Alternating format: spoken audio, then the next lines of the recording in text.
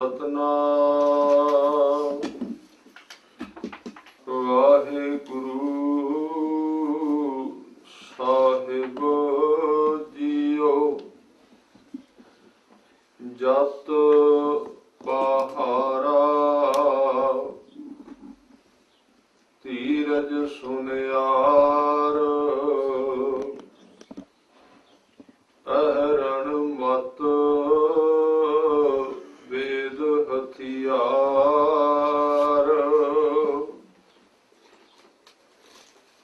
ਜਤ ਪਹਾਰਾ ਧੀਰਜ ਸੁਨਿਆਰ, ਅਹਰਣ ਮਤ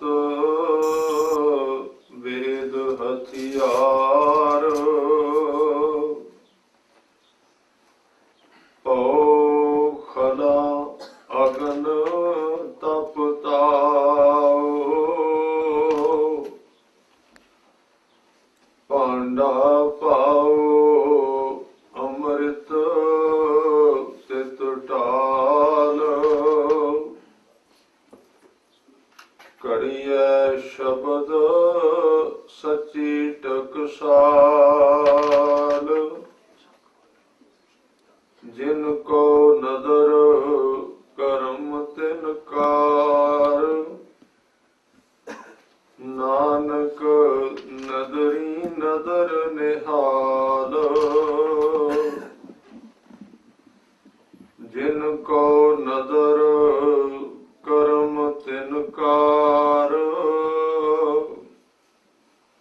ਨਾਨਕ ਨਦਰੀ ਨਦਰ ਨਿਹਾਲ। ਵਾਹਿਗੁਰੂ ਜੀ ਕਾ ਖਾਲਸਾ, ਵਾਹਿਗੁਰੂ ਜੀ ਕੀ ਫਤਿਹ। ਗਰੀਬ ਨਵਾਜ਼ ਸਤਿਗੁਰੂ ਸੱਚੇ ਪਾਤਸ਼ਾਹ ਸ੍ਰੀ ਗੁਰੂ ਗ੍ਰੰਥ ਸਾਹਿਬ ਮਹਾਰਾਜ ਜੀ ਦੇ ਪਾਵਨ ਪਵਿੱਤਰ ਚਰਨਾਂ ਵਿੱਚ ਜੁੜ ਕੇ ਆਪ ਜੀ ਸਮੂਹ ਸਾਧ ਸੰਗਤ ਵਡਭਾਗੇ ਹੋ, ਜੋ ਕਿ ਉਦਮ ਕਰਕੇ ਖਰਾਬ ਮੌਸਮ ਦੀ ਨਾ ਪਰਵਾਹ ਕਰਦੇ ਹੋਏ ਹਜ਼ੂਰ ਦੇ ਚਰਨਾਂ ਵਿੱਚ ਬਿਰਾਜਮਾਨ ਹੋਏ ਹੋ। ਗੁਰੂ ਨਾਨਕ ਸਾਹਿਬ ਜੀ ਦੀ ਅੰਮ੍ਰਿਤ ਬਾਣੀ ਜਪਜੀ ਸਾਹਿਬ ਸਤਿਗੁਰਾਂ ਨੇ ਅਪਾਰ ਕਿਰਪਾ ਕੀਤੀ ਹੈ। ਅੱਜ ਅਖੀਰਲੀ ਪੌੜੀ 38 ਨੰਬਰ, ਇਸ ਦੀ ਵਿਚਾਰ ਸਤਿਗੁਰੂ ਬਖਸ਼ਿਸ਼ ਕਰਨ। ਇਹਦੇ ਵਿੱਚ ਗੁਰੂ ਨਾਨਕ ਸਾਹਿਬ ਮਹਾਰਾਜ ਜੀ ਨੇ ਇੱਕ ਗਹਿਣੇ ਦਾ ਉਦਾਹਰਨ ਦਿੱਤਾ ਹੈ। ਇੱਕ ਸੋਨੇ ਦੀ ਡਲੀ ਤੋਂ ਇੱਕ ਗਹਿਣਾ ਕਿਵੇਂ ਤਿਆਰ ਹੁੰਦਾ ਹੈ, ਇੱਕ ਲੋਹੇ ਦੇ ਟੁਕੜੇ ਤੋਂ ਇੱਕ ਔਜ਼ਾਰ ਕਿਵੇਂ ਬਣਦਾ ਹੈ, ਇੱਕ ਸਧਾਰਨ ਲੱਕੜ ਤੋਂ ਇੱਕ ਕਾਰੀਗਰ ਕਿਵੇਂ ਔਜ਼ਾਰ ਕਿਵੇਂ ਉਹਦੇ ਬਹੁਤ ਸਾਰੀਆਂ ਚੀਜ਼ਾਂ ਬਣਾਉਂਦਾ ਹੈ। ਮਨੁੱਖ ਇਸ ਜੀਵਨ ਦੇ ਵਿੱਚ ਇੱਕ ਸੋਨੇ ਦੀ ਡਲੀ ਵਰਗਾ ਹੈ। ਜਿਵੇਂ ਇੱਕ ਸੋਨੇ ਦਾ ਟੁਕੜਾ ਪਿਆ ਹੈ, ਕੀਮਤ ਜ਼ਰੂਰ ਹੈ ਪਰ ਵਰਤੋਂ ਵਿੱਚ ਨਹੀਂ ਆ ਸਕਦਾ, ਉਹਨੂੰ ਪਹਿਨਿਆ ਨਹੀਂ ਜਾ ਸਕਦਾ। ਮਨੁੱਖ ਇੱਕ ਲੋਹੇ ਦੇ ਟੁਕੜੇ ਵਰਗਾ ਹੈ, ਕੀਮਤ ਜ਼ਰੂਰ ਹੈ ਪਰ ਉਹ ਕੋਈ ਕੰਮ ਨਹੀਂ ਦੇ ਸਕਦਾ। ਲੋਹਾ ਹੈ, ਪਿਆ ਹੋਇਆ, ਠੀਕ ਵਿਕ ਜਾਏਗਾ ਪਰ ਬਹੁਤ ਸਸਤਾ। ਇਸੇ ਤਰ੍ਹਾਂ ਹੋਰ ਵੀ ਕਈ ਧਾਤਾਂ ਨੇ ਜਿਨ੍ਹਾਂ ਵਿੱਚ ਸਟੀਲ ਆਉਂਦਾ ਹੈ। ਆ ਇੱਕ ਛੋਟੀ ਜਿਹੀ ਘੜੀ, ਜੇ ਇਹਨੂੰ ਤੋਲ ਦੇ ਹਿਸਾਬ ਨਾਲ ਵੇਚੀਏ ਤੇ ਕੁਝ ਪੈਸਿਆਂ ਦੀ ਹੈ। ਇਹਦਾ ਮੁੱਲ ਇਹਦੇ ਤੋਂ ਵੱਧ ਨਹੀਂ ਜੇ ਇਹਨੂੰ ਤੋਲ ਦੇ ਹਿਸਾਬ ਨਾਲ ਵੇਚਿਆ ਜਾਏ। कुछ ग्राम की होगी, कुछ पैसों की विक जाएगी। पर जे इस छोटे जिहे स्टील के टुकड़े नूं अग विच पा के पिघला दिता जाए तो उस पिघले हुए स्टील के पानी वर्गे तरल पदार्थ नूं फिर छोटे छोटे बरीक बरीक औजार बना के एक घड़ी का रूप दिता जाए ते वो स्टील जिहड़ा कुछ पैसों का कई हजार कीमत रखता है, उसकी कीमत बढ़ जाती है। साडा जिहड़ा ये शब्द है, साडा जिहड़ा मन है, सुरत है, अंतःकरण है, जिन्हों कई नावां नाल पुकारिया गया, ये कीमती तो बड़ा है। मनुखी जिंद की कोई कीमत नहीं है। जदों ये हथां विचों निकल लगे तो सारी जायदाद दे के एक सुवास नहीं मिलता, इसलिए इसकी कोई कीमत ही नहीं है। पर जिन्ना चिर चलती उन्ना चिर इसकी कीमत पैगी नहीं, मनुख इहनूं समझेगा ही नहीं, क्योंकि अपने आप चल रहा है बिना कुछ देण तो। ਇਹਦੇ बारे कोई मुल नहीं तारिया जाता। असी हर रोज पानी वरतते हाँ, लाइट वरत रहे हाँ, ते ओदा सानू कैश करना पैंदा है, बिल देना पैंदा है, तां ओदी प्राप्ति होंदी, इस करके वो कीमती लगदी है। मनुख सारा महीना ओदे वास्ते दौड़दा है कि इहदी कीमत वापस किवें करांगे, क्योंकि परमात्मा सिर्फ दानी सुभाव वाला है। इस करके उन्हें साडे जीवन विच आ जिहड़ा सुभाव ते जिहड़े सुवास बख्शे ने बड़े कीमती ने, इहदा कोई बिल अदा नहीं करना पैंदा। इस करके इहदी कीमत भी मनुख नूं कोई नहीं लगदी। बड़ा सुस्त हो जाता है जदों ये विचार चलदी है विश्वास रब ने कीमती दिते ने। दिमाग सोचदा भी कीमत इहदे विच किहड़ी, किहड़ा महीने बाद इहदा बिल तारना है, आपे ते चल रहे हैं, ये किहड़ा कितों लैण वास्ते जाना पैंदा है।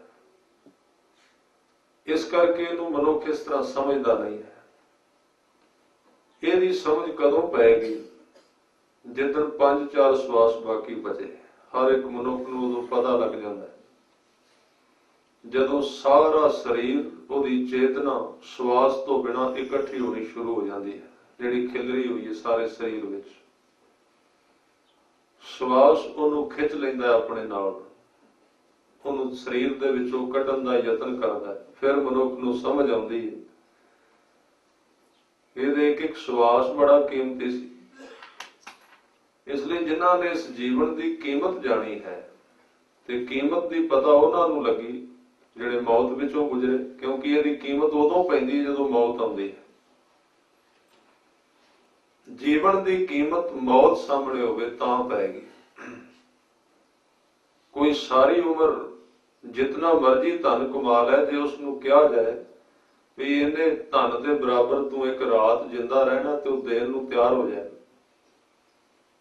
ਇਹਦੀ कीमत जीवन की मौत कीमत तां पैगी मौत सामने आएगी।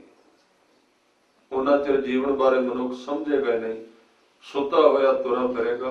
जे गुरु के उपदेश कह भी जाणगे कि भई प्राप्त मानुक दे हुरिया, बड़ी कीमती देह मिली, मनुख सुन तां लैंदा पर उहदा हंकार अंदरों कहंदा भी कीमत नूं रब ने किहड़ा लवाया सी, इहदे विच शरीर ते मेरा ही है, उहने इहदे विच कीता भी की है। ये शब्द बोलदा नहीं, अंदर कहंदा है, क्योंकि जे अंदर मन्ने तां जीवन प्रभावित होएगा। उहदी अख दसदा है कि भी मनुख प्रभावित होया। इहनूं कुछ नहीं मनुख समझदा इस जीवन नूं, जद कि इहदी कीमत उदों ही पैंदी है जदों मौत नेड़े टुकण लगदी है, उस वक्त जीवन की कीमत पैंदी है। इसलिए गुरु साहब ने यही जुगत पहला वरती मनुख ते कि यह जीवन की कीमत उदों समझदा जदों मौत सामने आए, ते इहनूं जीवन की कीमत समझाउण वास्ते पहले ही क्यों ना मौत सामने कीती जाए, ताकि जिंदगी बारे जान ले, सुआसां बारे इहनूं समझ आ जाए। बड़ा कीमती जीवन है। बाणी विच वार-वार कहा गया है, कबीर मानस जन्म दुर्लभ है। दुर्लभ का मतलब जेड़ा बड़ी मुश्किल नाल लभे,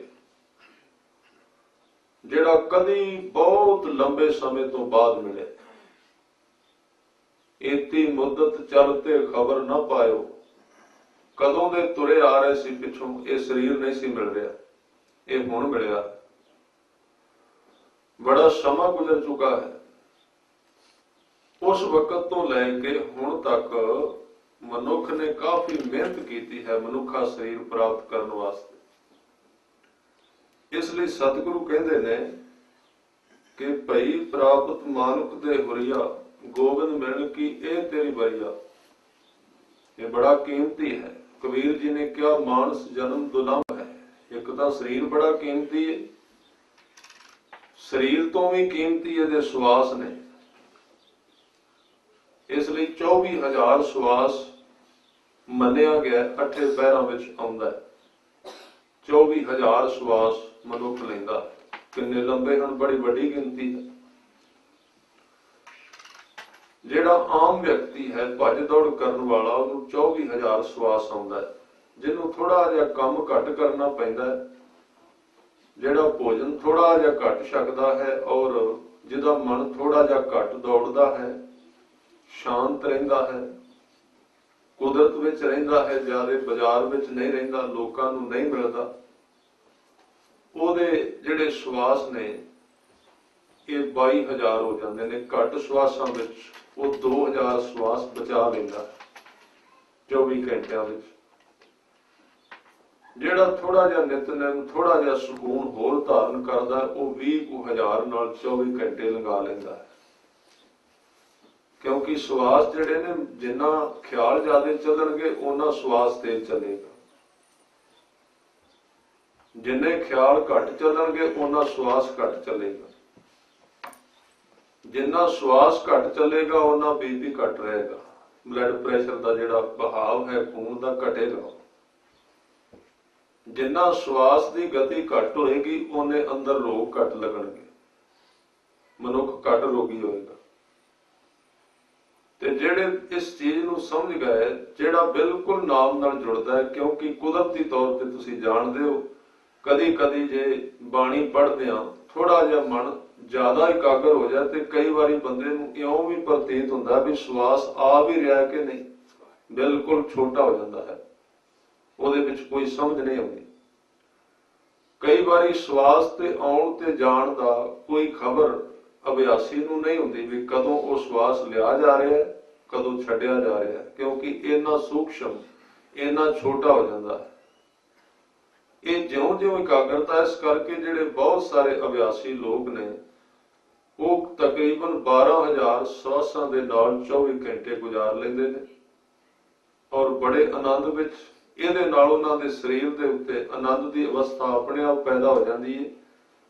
ਆ ਜਿਹੜਾ ਸਵਾਸ ਨਾਲ ਨਾਮ ਜਪਣ ਦੀ ਗੱਲ ਹੈ, ਸਤਿਗੁਰੂ ਕਹਿੰਦੇ ਤੂੰ ਨਾਮ ਜਪ, ਸਵਾਸ ਆਪਣੇ ਆਪ ਉਹਦੇ ਨਾਲ ਮਿਲਣੇ ਸ਼ੁਰੂ ਹੋ ਜਾਣਗੇ, ਮਿਲਾਉਣ ਦੀ ਲੋੜ ਹੀ ਨਹੀਂ ਹੈ। ਇਹ ਜਿਹੜਾ ਧੱਕੇ ਨਾਲ ਮਿਲਾਇਆ ਜਾਂਦਾ ਹੈ ਰਸ ਨੂੰ ਬੇਰਸ ਕਰ ਦਿੰਦਾ ਹੈ।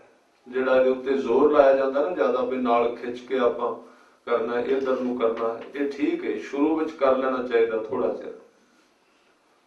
ਪਰ ਜੇ ਇਹਦੇ ਉੱਤੇ ਜ਼ਿਆਦਾ, ਕਿਉਂਕਿ ਰੱਬ ਦੇ ਘਰ ਵਿੱਚ ਤੇ ਥੋੜੀ ਜਿਹੀ ਜ਼ਿਆਦਤੀ ਤੇ ਹੱਟ ਕੀਤਾ ਤੇ ਉੱਥੇ ਰਸ ਖਤਮ ਹੋ ਜਾਏਗਾ। ਉੱਥੇ ਤੇ ਸਮਰਪਿਤ ਹੋ ਕੇ ਤੁਰਨਾ ਪਏਗਾ, ਰਸਤਾ ਉਹ ਆਪ ਦਾ ਤਾਂ ਹੀ ਗੱਲ ਬਣਦੀ। ਇਸ ਕਰਕੇ ਕਬੀਰ ਸਾਹਿਬ ਕਹਿੰਦੇ ਬੜੇ ਕੀਮਤੀ ਨੇ ਸਵਾਸ। ਦਮ ਦਮ ਸਦਾ ਸੰਭਾਲਦਾ, ਦਮ ਨਾ ਬਿਰਥਾ ਜਾਏ। ਇੱਕ ਇੱਕ ਸਵਾਸ ਉਹਦੀ ਯਾਦ ਵਿੱਚ ਗੁਜ਼ਰਦਾ ਹੈ। ਪਰ ਦੂਸਰੇ ਪਾਸੇ ਹਾਲਤ ਇਸ ਤਰ੍ਹਾਂ ਦੀ ਹੈ, ਸਤਿਗੁਰੂ ਗੁਰੂ ਤੇਗ ਬਹਾਦਰ ਸਾਹਿਬ ਕਹਿੰਦੇ ਮਾਇਆ ਮਨੋ ਨਾ ਵਿਸਰੈ, ਮਾਂਗੈ ਦਮਾ ਦਮ। ਇੱਕ ਇੱਕ ਦਮ ਨਾਲ ਮਾਇਆ ਦਾ ਚਿੰਤਨ ਚੱਲਦਾ ਰਹਿੰਦਾ, ਇੱਕ ਇੱਕ ਸਵਾਸ ਨਾਲ ਮਾਇਆ ਯਾਦ ਰਹਿੰਦੀ। ਤੇ ਸਵਾਸ ਤੇ ਰਾਤ ਨੂੰ ਹੀ ਚੱਲਦੇ ਨੇ, ਮਾਇਆ ਰਾਤ ਵੀ ਯਾਦ ਰਹਿੰਦੀ, ਸੁੱਤਿਆਂ ਹੋਇਆ ਵੀ ਮਨੁੱਖ ਦੀ ਪਰਿਕਰਮਾ ਕਰਦੀ, ਇੱਕ ਪਲ ਵਾਸਤੇ ਵੀ ਨਹੀਂ। ਇਸ ਤਰ੍ਹਾਂ ਦੀ ਚੀਜ਼ ਹੈ ਕਿ ਮਨੁੱਖ ਸ਼ਬਦ ਪੜ੍ਹਦਾ ਹੋਵੇ ਤੇ ਕਈ ਵਾਰੀ ਮਾਇਆ ਵੱਲ ਧਿਆਨ ਚਲਾ ਜਾਏ, ਸ਼ਬਦ ਭੁੱਲ ਜਾਂਦਾ। ਇਹ ਗੁਰੂ ਸਾਹਿਬ ਨੇ ਕਿਹਾ, ਇਹ ਬੜੀ ਬਾਰੀਕ ਹੈ। ਗੁਰੂ ਅਰਜਨ ਦੇਵ ਸਾਹਿਬ ਕਹਿੰਦੇ ਇਹਦਾ ਜਿਹੜੀ ਪਹੁੰਚ ਹੈ ਸੁਗਮ ਥਾਨਨ, ਇਹ ਬੜੇ ਬਰੀਕ ਥਾਵਾਂ ਤੇ ਵੀ ਪਹੁੰਚ ਜਾਂਦੀ ਹੈ। ਜਿੱਥੇ ਮਾਇਆ ਦੇ ਵਿਰੋਧ ਵਿੱਚ ਬੋਲਿਆ ਜਾਂਦਾ ਹੁੰਦਾ, ਮਾਇਆ ਉੱਥੇ ਵੀ ਹੁੰਦੀ ਹੈ। ਗੁਰੂ ਨਾਨਕ ਸਾਹਿਬ ਜੀ ਦੇ ਜੀਵਨ ਵਿੱਚ ਤੇ ਗੁਰੂ ਗ੍ਰੰਥ ਸਾਹਿਬ ਜੀ ਤੇ ਭਾਈ ਗੁਰਦਾਸ ਜੀ ਦੇ ਵਾਰਾਂ ਵਿੱਚ ਇਸ ਸੰਬੰਧ ਵਿੱਚ ਆਇਆ ਹੈ। ਸਤਿਗੁਰੂ ਜਦੋਂ ਇੱਕ ਮੇਲੇ ਤੇ ਗਏ ਅਚਲ ਬਟਾਲੇ ਵਿੱਚ, ਆ ਜਿਹੜਾ ਬਟਾਲਾ ਗੁਰਦਾਸਪੁਰ ਜ਼ਿਲ੍ਹੇ ਵਿੱਚ ਪੈਂਦਾ, ਬੜਾ ਵੱਡਾ ਮੇਲਾ ਲੱਗਦਾ ਸੀ। ਸਾਰੀ ਤਰ੍ਹਾਂ ਦੇ ਯੋਗੀ ਆਉਂਦੇ ਸਨ, ਯੋਗੀਆਂ ਦੇ ਅੱਗੋਂ ਚੇਲੇ ਵੀ ਆਉਂਦੇ ਸਨ, ਵੱਖਰੇ ਵੱਖਰੇ ਉਹਨਾਂ ਦੇ ਡੇਰੇ ਹੁੰਦੇ ਸਨ। ਇਸ ਮੇਲੇ ਵਿੱਚ ਉਹਨਾਂ ਨੂੰ ਭੇਟਾਵਾਂ ਚੜ੍ਹਦੀਆਂ ਸਨ ਔਰ ਲੋਕਾਂ ਦੀ ਬਹੁਤਾਤ ਕਰਕੇ ਇੱਥੇ ਰਾਸ ਧਾਰੀਏ ਵੀ ਆਉਂਦੇ ਸਨ। ਰਾਸ ਧਾਰੀਏ ਦਾ ਮਤਲਬ ਉਹ ਰਾਸ ਪਾਉਂਦੇ ਸਨ, ਨੱਚਦੇ ਸਨ। ਕੋਈ ਕ੍ਰਿਸ਼ਨ ਬਣ ਜਾਂਦਾ ਸੀ, ਕੁਝ ਗੋਪੀਆਂ ਬਣ ਜਾਂਦੇ ਸਨ, ਨੱਚ ਕੇ ਦਿਖਾਉਂਦੇ ਸਨ, ਸੀਨ ਕਰਦੇ ਸਨ, ਲੋਕ ਦੇਖਦੇ ਸਨ। ਤੇ ਉਹਨਾਂ ਨੇ ਇੱਕ ਲੋਟਾ ਰੱਖਿਆ ਹੁੰਦਾ ਸੀ ਆਪਣੇ ਕੋਲ, ਜਿਹਦੇ ਵਿੱਚ ਲੋਕ ਮਾਇਆ ਪਾਉਂਦੇ ਸਨ।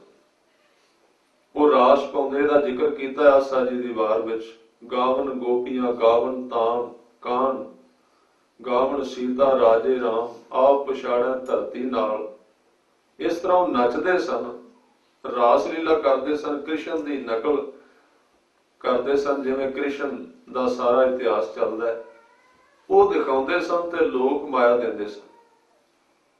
ਪਰ ਨੱਚਦੇ ਉਹਨਾਂ ਦਾ ਧਿਆਨ ਲੋਟੇ ਵੱਲ ਹੁੰਦਾ ਸੀ, ਵੀ ਇਹ ਕਦੋਂ ਭਰਿਆ ਜਾਏ ਤੇ ਇਹਨੂੰ ਖਤਮ ਕਰੀਏ ਰਾਸ ਲੀਲਾ ਨੂੰ। ਜਦੋਂ ਭਰਿਆ ਜਾਂਦਾ ਸੀ ਉਹ ਬੰਦ ਕਰ ਦਿੰਦੇ ਸਨ। ਇਸ ਕਰਕੇ ਉਹਨਾਂ ਨੇ ਜਦੋਂ ਰਾਸ ਪਾਈ ਉਸ ਥਾਂ ਤੇ ਸਤਿਗੁਰੂ ਨਾਨਕ ਸਾਹਿਬ ਵੀ ਪਹੁੰਚ ਗਏ। ਜਦੋਂ ਉੱਥੇ ਪਹੁੰਚੇ, ਇੱਕ ਸਾਈਡ ਤੇ ਬੈਠੇ ਹੋਏ 2 4 10 ਗੁਰਸਿੱਖ, ਰਾਸਧਾਰੀਆਂ ਨੇ ਰਾਸ ਪਾਈ, ਲੋਟਾ ਰੱਖਿਆ, ਵਿੱਚ ਲੋਕਾਂ ਨੇ ਮਾਇਆ ਪਾਉਣੀ ਸੀ ਕੁਦਰਤੀ ਤੌਰ ਤੇ। ਉੱਥੇ ਜਿਹੜੇ ਜੋਗੀ ਸਨ, ਜਿਹੜੇ ਸਿੱਧ ਸਨ, ਉਹਨਾਂ ਨੇ ਕੀ ਕੀਤਾ, ਕਿਉਂਕਿ ਤਾਕਤ ਜੇ ਮਨੁੱਖ ਦੇ ਮਨ ਦੇ ਵਿੱਚ ਗੁਰੂ ਦੀ ਮੱਤ ਨਹੀਂ ਪ੍ਰਗਟ ਹੋਈ, ਤਾਕਤ ਭਾਵੇਂ ਸੰਸਾਰੀ ਹੋਵੇ ਤੇ ਭਾਵੇਂ ਧਾਰਮਿਕ, ਮਨੁੱਖ ਇਲਤ ਕਰਨ ਤੋਂ ਨਹੀਂ ਮੁੜੇਗਾ। ਇਲਤੀ ਕਾ ਨਾਉ ਚੌਧਰੀ, ਕਲ ਕਾ ਇਹੋ ਨਿਉ। ਜੇ ਗੁਰੂ ਕੀ ਮੱਤ ਨਹੀਂ ਨਾ ਅੰਦਰ, ਤਾਕਤ ਆ ਗਈ, ਭਾਵੇਂ ਉਹ ਬੰਦਾ ਸੰਸਾਰੀ ਹੈ ਭਾਵੇਂ ਧਾਰਮਿਕ ਹੈ, ਇਲਤ ਜ਼ਰੂਰ ਕਰੇਗਾ। ਹੈ ਤੇ ਜੋਗੀ ਸਨ, ਤਾਕਤ ਇਕੱਠੀ ਕਰ ਲਈ ਸੀ। ਇਸ ਕਰਕੇ ਇੱਥੇ ਫਰਕ ਪਿਆ ਹੈ ਹਠ ਯੋਗ ਦਾ ਤੇ ਗੁਰੂ ਸਾਹਿਬ ਦੇ ਸਹਿਜ ਯੋਗ ਗੁਰਮਤਿ ਦਾ। ਇੱਥੇ ਆਣ ਕੇ ਫਰਕ ਪਿਆ ਹੈ। ਹਠ ਯੋਗ ਦਾ ਮਤਲਬ ਹੈ ਤਾਕਤ ਇਕੱਠੀ ਕਰਨੀ, ਉਹਦੀ ਦੁਰਵਰਤੋਂ ਕਰਨੀ ਆਪਣੀ ਮਰਜ਼ੀ ਨਾਲ। ਗੁਰਮਤਿ ਯੋਗ ਦਾ ਮਤਲਬ ਇਹ ਹੈ ਆਪਣੀ ਤਾਕਤ ਗੁਰੂ ਨੂੰ ਸੌਂਪ ਦੇਣੀ, ਫਿਰ ਗੁਰੂ ਵੱਲੋਂ ਜਿਹੜੀ ਤਾਕਤ ਮਿਲੇ ਉਹਦੀ ਵਰਤੋਂ ਗੁਰੂ ਦੀ ਮੱਤ ਅਨੁਸਾਰ ਕਰਨੀ। ਇਹ 2 ਵੱਖਰੇਵੇਂ ਹਨ ਹਠ ਯੋਗ ਤੇ ਗੁਰਮਤਿ ਦੇ ਅੰਦਰ। ਜੋਗੀ ਵੀ ਆਏ, ਉਹਨਾਂ ਯੋਗੀਆਂ ਨੇ ਕੀ ਕੀਤਾ, ਹੁਣ ਉਹਨਾਂ ਕੋਲ 9 ਨਿਧੀਆਂ ਤੇ 18 ਸਿੱਧੀਆਂ ਤੇ ਐ ਸਨ, ਇਹਦੇ ਆਮ ਮਿਲਦੀਆਂ ਨੇ। ਇਹਦੇ ਕੁਝ ਸ਼ਬਦਾਂ ਦੇ ਆਰਾਧਨਾ ਕਰਨ ਵਾਲੇ ਲੋਕ, ਮੰਤਰਾਂ ਦੇ ਆਰਾਧਨਾ ਕਰਨ ਵਾਲੇ ਪ੍ਰਾਪਤ ਕਰ ਲੈਂਦੇ 9 ਨਿਧੀ 18 ਸਿੱਧੀ। ਔਰ ਇਹ ਨਾਮ ਦੇ ਵਿੱਚ ਵੀ ਨੇ। ਜਿਹੜਾ ਅਸੀਂ ਕਹਿ ਰਹੇ ਨੇ ਵੀ ਕੋਈ ਰਿੱਧੀ ਸਿੱਧੀ ਹੈ ਨਹੀਂ, ਗੁਰੂ ਗ੍ਰੰਥ ਸਾਹਿਬ ਜੀ ਇਸ ਵਿਚਾਰ ਦੇ ਅਸੀਂ ਉਹਨਾਂ ਦੇ ਉਲਟ ਬੋਲਨੇ ਆ। ਉਸ ਵਕਤ ਰਿੱਧੀਆਂ ਸਿੱਧੀਆਂ ਗੁਰੂ ਸਾਹਿਬ ਨੇ ਮੰਨੀਆਂ ਨੇ। ਬ੍ਰਹਮ ਬਿੰਦਾ ਤਿਸ ਦਾ ਬ੍ਰਹਮ ਮਤ ਰਹੇ, ਗੁਰੂ ਅਮਰਦਾਸ ਜੀ। ਏਕ ਸ਼ਬਦ ਲਿਵ ਲਾਏ, ਨਵ ਨਿਧੀ 18 ਸਿੱਧੀ, ਪਿੱਛੇ ਲੱਗੀਆਂ ਫਿਰਨ, ਜੋ ਹਰ ਹਿਰਦਾ ਸਦਾ ਵਸਾਏ। ਹਾਂ, ਇਹ ਗੱਲ ਪੱਕੀ ਹੈ, ਗੁਰੂ ਸਾਹਿਬ ਨੇ ਕਿਹਾ ਵੀ ਇਹ ਮਾਇਆ ਦਾ ਰੂਪ ਨੇ, ਆਉਣਗੀਆਂ ਜ਼ਰੂਰ। 3 ਤਰ੍ਹਾਂ ਦੀ ਮਾਇਆ ਲਿਖੀ ਗੁਰੂ ਗ੍ਰੰਥ ਸਾਹਿਬ ਵਿੱਚ, ਵੈਸੇ 4 ਤਰ੍ਹਾਂ ਦੀ, ਫਿਰ ਕਿਸੇ ਦਿਨ ਯਤਨ ਕਰਾਂਗਾ।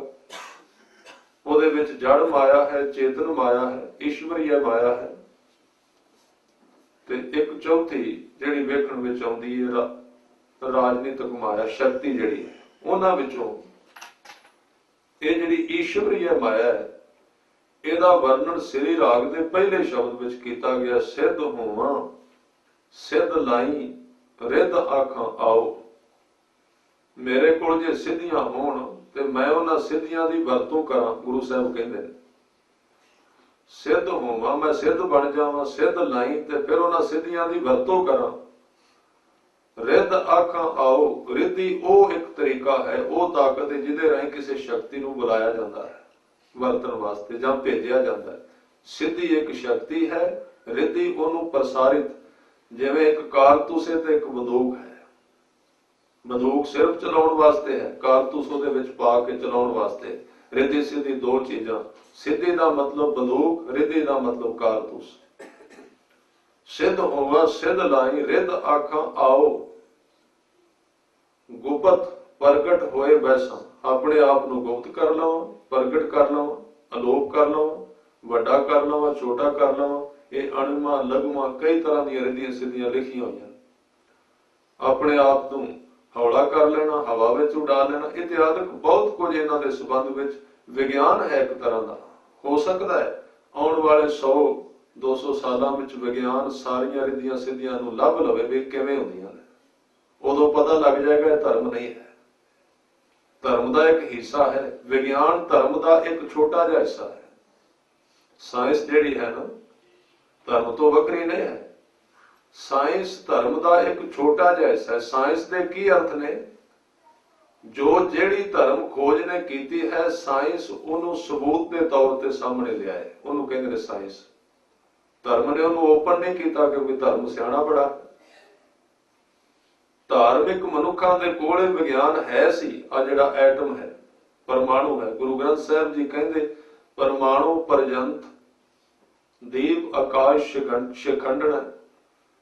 परमाणु एक इस तरह की शक्ति है जिहड़ी एक सेकेंड विच सारी धरती का 6 बारी चक्कर ला जाती है। एक इस तरह की ताकत है ब्रह्मांड विच। ਇਹਦੀ खोज तक की धार्मिक मनुखा ने। अजे तक साइंस को खोज नहीं आई जिहड़ी धर्म को खोज पहला आ चुकी है।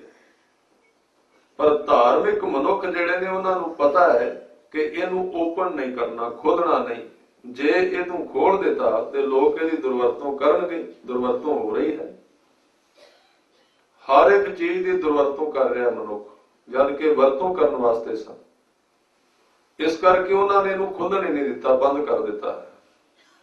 इस तरह के भी विज्ञानिक होए ने दुनिया विच जिन्हां ने इस विज्ञान नूं प्रगट कर लिया सी कि सामने आ रही एक ट्रेन नूं अलोप करके किसी होर थां ते प्रगट कर दिता जाए 1000 मील ते।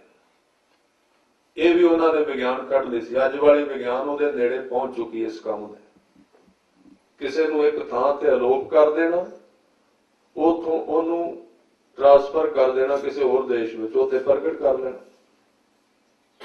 ये पहला भी विज्ञान है ऐसी धर्म दे कोल। एक साइंसदान ने, एक सज्जन ने दी खोज की सी, पर जदों उन्हें सारी खोज कर ली तो उन्हें देखा भी इहदा हर रोज चक्कर ही पै जाएगा, हर रोज लोग खिंची फिरनगे एक दूजे नूं। इसलिए उन्हें जिहड़ी किताब विच एक खोज लिखी सी उन्होंने अग ला दी, साड़ दिता। धर्म कोले सारियां बरकतां हैं पर बंद पईयां ने, क्योंकि इन्हां दे खोलण दे नाल इन्हां दी दुर्वरतों होएगी। इसलिए सतगुरु कहंदे ने गुप्त प्रगट होए बैसा लोक राखै भाओ। ते लोग बड़ा प्यार करन भी बाबा जी बहुत तगड़े ने, क्योंकि अपने आप को लोप कर लेंगे, प्रगट कर लेंगे। ये गल छोटी जी नहीं। वैसे आपां हुण निंदिया ते जरूर कर लेने आ, मेरे दी सीधी हुंदी कोई नहीं, पखंड सारा कुछ ते है ही कुछ नहीं, पल्ले ते हुंदी की है, अपने कोल है ही नहीं, ते आपां इहदा विरोध भी की कर रहे हैं। ये कहना चाहिए भी साडे पल्ले कख नहीं, निंदिया नहीं करनी चाहिए। गुरु साहब ने जिहड़ी चीज नूं मन्निया ना वो है। हाँ ठीक उन्होंने कहा कि रिद्ध सिद्ध अवरा साध, रिद्धि सिद्धि धर्म नहीं, धर्म तो वक्री चीज है। ये धर्म की दासी है, ਉਹਦੇ दरवाजे दे अगे खड़ी हुई ताकत है। सतगुरु दी वर्तन तो मनाही करते हैं। करामात कहर का नाम गुप्त प्रगट होए बैसा लोक राखै भाओ। मत देख भूला विसरै। जे मेरे कोले ताकतां आ भी जान ते जे मैं इन्हां शक्तियां नूं वेख के रब नूं भुल गया ते सतगुरु कहंदे जीवन इस तरह हो जाएगा। हर बिन जियो जल पर जाओ, मैं अपना गुरु पूछ देखिया अवर ना ही था। जिन्हां कोल इन्नियां सिद्धियां ने, जिन्हां कोल इन्नियां ताकतां ने, जे उन्हां दे अंदर वैगुरु दा प्रेम ते नाम नहीं, ये सारियां चीजां उन्हां दे जीवन नूं साड़न वालियां ने, बेकार करन वालियां।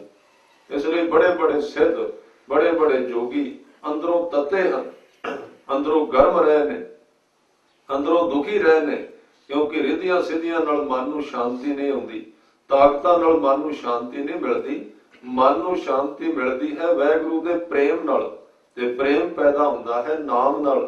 नाम प्राप्त हुंदा है गुरु तो, ते वो काम करदा है गुरु दे दसे मार्ग दे उत्ते रोजमर्रा दी जिंदगी जाउण दे नाल। इस करके उत्थे जिहड़े जोगी आए सन अजर बटाले विच, उन्हां कोल ताकतां सन, रिधियां सिद्धियां सन। उन्हां की कीता, वो जिहड़े रासधारीए बेचारे नच रहे सन ते वो लोटा उन्हां रखिया होया सी माया वाला।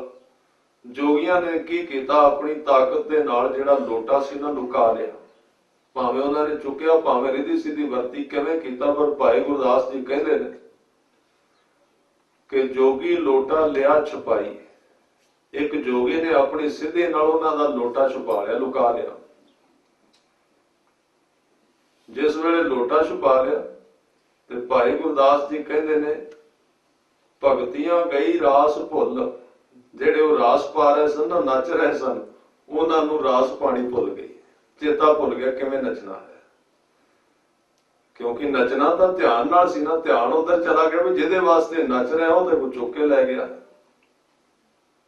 ये केवल रासधारियां दी गल नहीं, ये मनुख बाणी पढ़दा भी कई बारी भुल जांदा है, इस चक्कर विच पै जांदा तकरीबन। गुरु किरपा करे। कहन लगे भगतियां गई रास भुल, जोगी लोटा लिया छुपाई। जोगी ने लोटा छुपा लिया।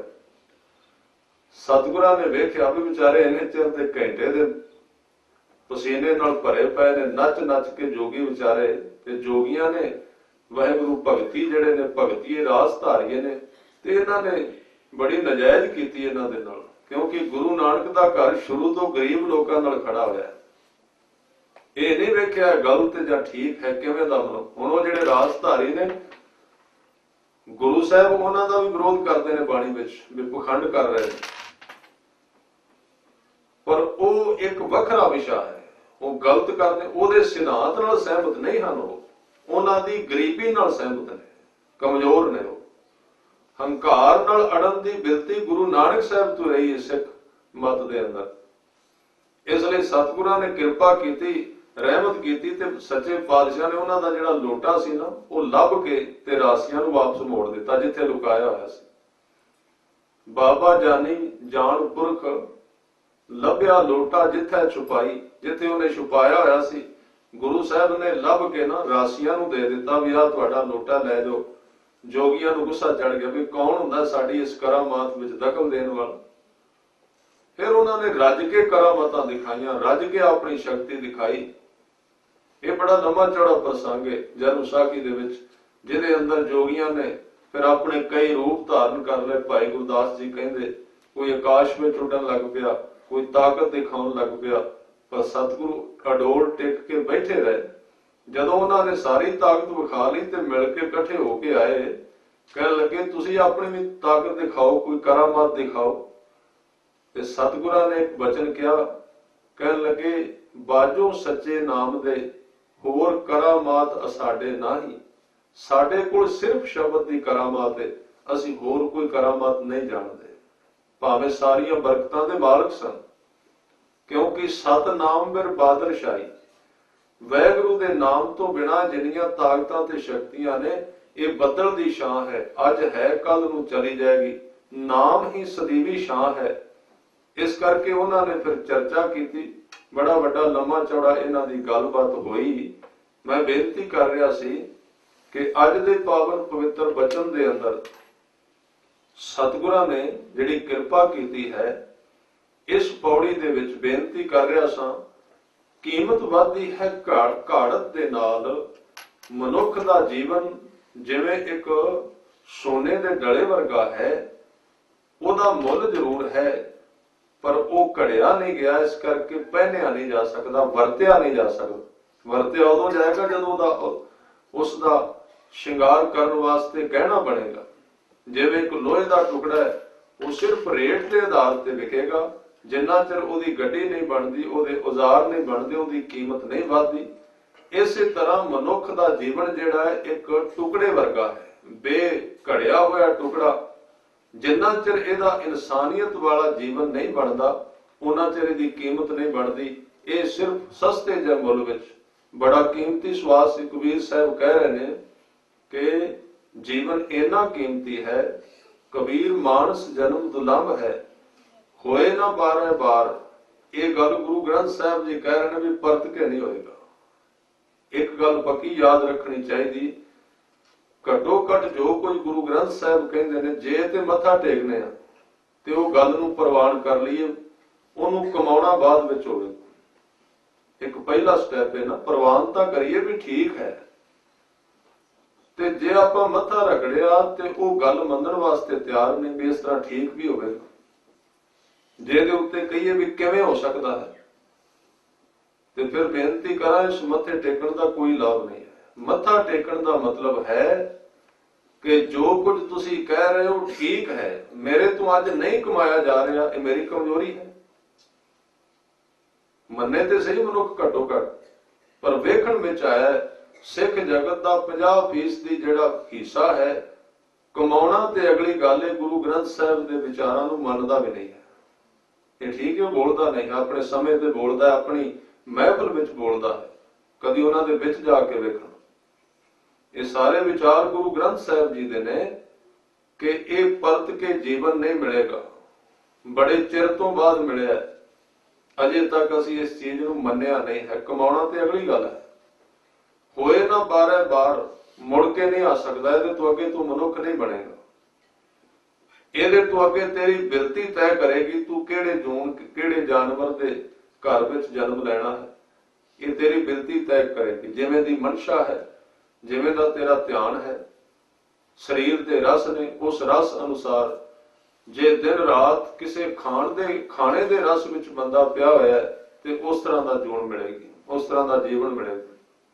जे दिन रात मनुख किसी वेखण दे रस विच पिया होया है ते वेखण वाली जून दे विच ओदा प्रवेश होएगा।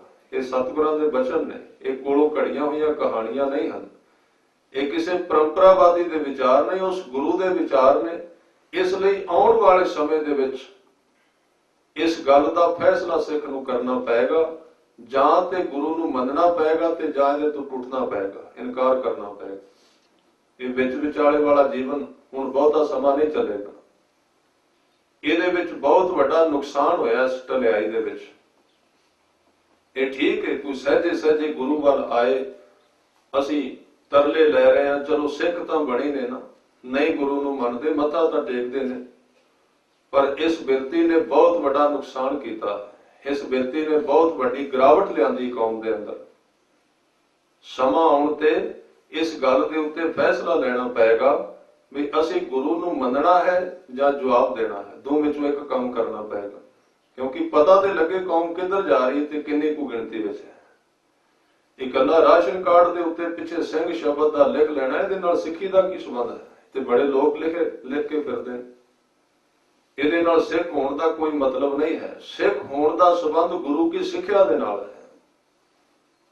इसलिए जो कुछ गुरु ने कहा है ਉਹਨੂੰ ਕਮਾਉਣ ਦੀ ਗੱਲ ਦੂਰ ਹੈ। ਇਹ ਨਹੀਂ ਕਿ ਇੱਕ ਬੰਦਾ ਅੱਜ ਹੀ ਕਮਾ ਜਾਏਗਾ, ਉਹਨੂੰ ਕਮਾਏਗਾ ਸਮਾਂ ਪਾ ਕੇ, ਪਰ ਇੱਕ ਗੱਲ ਤੇ ਮਨੁੱਖ ਇਸੇ ਪਲ ਕਰ ਸਕਦਾ ਹੈ ਕਿ ਜੋ ਕੁਝ ਮੇਰਾ ਗੁਰੂ ਕਹਿ ਰਿਹਾ ਉਹ ਬਿਲਕੁਲ ਠੀਕ ਹੈ, ਮੇਰੇ ਤੋਂ ਮੰਨਿਆ ਨਹੀਂ ਜਾ ਰਿਹਾ, ਇਹ ਗੁਨਾਹ ਕਬੂਲ ਕਰੇ ਗੁਰੂ ਦੇ। ਇਸ ਲਈ ਬੜਾ ਕੀਮਤੀ ਜੀਵਨ ਹੋਏ ਨਾ 12 ਬਾਰ। ਤੇ ਉਦਾਹਰਨ ਦਿੱਤੀ, ਜਿਉਂ ਬਨ ਫਲ ਪਾ ਕੇ ਭੋਏ ਗਿਰੇ, ਜਿਵੇਂ ਕਿਸੇ ਰੁੱਖ ਦੇ ਸੇਬ ਦੇ ਫਲ ਜਿਹੜੇ ਨੇ ਉਹ ਧਰਤੀ ਤੇ ਡਿੱਗ ਪੈਣ, ਪਰਤ ਕੇ ਨਾਲ ਨਹੀਂ ਜੁੜਦੇ। ਜਿਹੜਾ ਸਵਾਸ ਇੱਕ ਵਾਰੀ ਵਿੱਚੋਂ ਨਿਕਲ ਗਿਆ ਪਰਤ ਕੇ ਵਿੱਚ ਨਹੀਂ ਪਾਇਆ ਜਾ ਸਕਦਾ। ਇਹਦੇ ਤੇ ਬੜੀਆਂ ਉਦਾਹਰਨਾਂ ਦਿੱਤੀਆਂ ਗਈਆਂ। ਇਹ ਹੁਣੇ ਹੀ ਘਟਨਾ ਘਟ ਰਹੀ ਹੈ ਸਾਡੇ ਨਾਲ। ਵੈਸੇ ਅਸੀਂ ਕਹਿੰਦੇ ਹਾਂ ਫਲਾਣੇ ਬੰਦੇ ਦੀ ਮੌਤ ਇੱਕ ਦਿਨ ਆਉਂਦੀ ਹੈ, ਸਤਿਗੁਰੂ ਕਹਿੰਦੇ ਨਹੀਂ, ਇੱਕ ਇੱਕ ਸਵਾਸ ਦੀ ਮੌਤ ਤੇਰੀ ਹੀ ਮੌਤ ਹੈ। ਜਦੋਂ ਸਵਾਸ ਲਿਆ ਜਾਂਦਾ ਹੈ, ਆਕਸੀਜਨ ਹੈ, ਇਹ ਜਿੰਦਾ ਹੈ। ਮਨੁੱਖ ਦੇ ਅੰਦਰ ਜਾਂਦਾ ਹੈ, ਸਵਾਸ ਜਿਉਂਦਾ ਹੈ, ਵਾਪਸ ਆਉਂਦਾ ਤੇ ਅਰਥੀ ਤੇ ਚੜ ਕੇ ਆਉਂਦਾ, ਜਿੰਦਾ ਨਹੀਂ ਹੈ। ਹਰ ਪਲ ਮਨੁੱਖ ਦੇ ਗਲੇ ਵਿੱਚੋਂ ਇੱਕ ਅਰਥੀ ਨਿਕਲਦੀ ਹੈ, ਪਰ ਉਹਦੇ ਬਾਰੇ ਕੌਣ ਜਾਣੇ? ਇੱਕ ਇੱਕ ਸਵਾਸ ਕਰਕੇ ਕਿੰਨੀਆਂ ਕੁ ਅਰਥੀਆਂ ਨਿਕਲ ਰਹੀਆਂ ਨੇ, ਕਿੰਨੀਆਂ ਸੀੜੀਆਂ ਜਾ ਰਹੀਆਂ ਨੇ ਸ਼ਮਸ਼ਾਨ ਘਾਟ ਵੱਲ। ਸਵਾਸ ਜਿੰਦਾ ਅੰਦਰ ਜਾਂਦਾ ਹੈ, ਅੰਦਰ ਮੌਤ ਬੈਠੀ ਹੋਈ ਹੈ, ਉਹਨੂੰ ਮਾਰ ਦਿੰਦੀ ਹੈ, ਬਾਹਰ ਕੱਢਦੀ ਹੈ, ਬਾਹਰੋਂ ਫਿਰ ਨਵਾਂ ਜਿੰਦਾ ਸਵਾਸ ਜਾਂਦਾ, ਉਹ ਇੱਕ ਪਲ ਵਾਸਤੇ ਹੋਰ ਜਿੰਦਾ ਰੱਖ ਜਾਂਦਾ ਹੈ।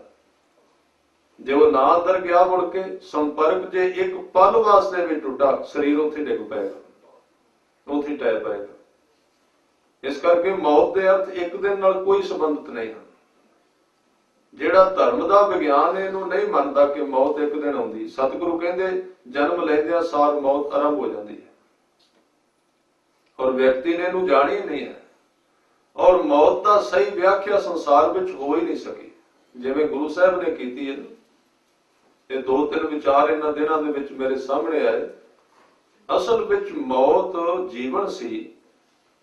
ਜੇ ਮਨੁੱਖ ਗੁਰੂ ਦੇ ਦੱਸੇ ਮਾਰਗ ਤੇ ਜਿਉਂਦਾ, ਦੁਨੀਆ ਦੇ ਜਿੰਨੇ ਇਲਾਜ ਨੇ ਉਹਨਾਂ ਸਾਰੀਆਂ ਬਿਮਾਰੀਆਂ ਦੇ ਇਲਾਜ ਤੇ ਦਵਾਈਆਂ ਕੀਤੀਆਂ ਨੇ, ਪਰ ਮੌਤ ਦੀ ਦਵਾਈ ਕਿਤੇ ਨਹੀਂ ਲੱਭੀ।